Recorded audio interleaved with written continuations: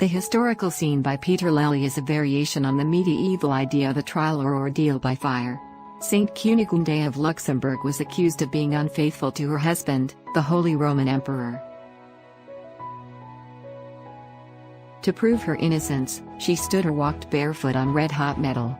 Traditionally, the saint is depicted with her particular attributes, a model of the cathedral she founded in a glowing plowshare. In Lely's painting, the young woman is standing on red-hot coals before an oriental ruler. Among the spectators are men wearing turbans and little Moorish boys, while in the background there is a statue of Justice.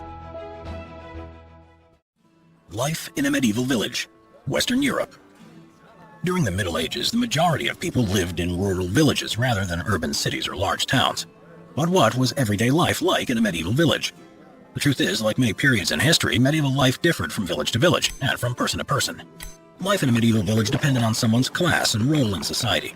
Generally speaking, though, the medieval village was the domain of the peasant.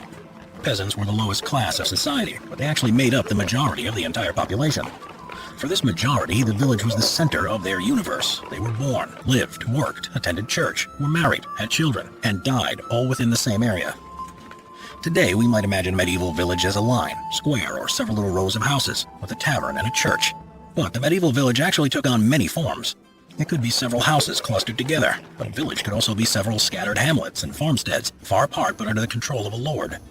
Most villages would have been houses concentrated around a lord's manor, that is, an administrative device by which a lord charged rents and taxes from peasants. By far the most common villager was the serf. Serfs were the lowest class of peasants, and owed fealty to the lord of the manor.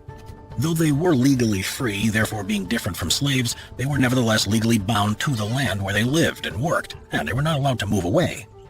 The lord of the manor would barely, if ever, be in the village. Instead, he would be away fighting in wars or performing acts of royal service.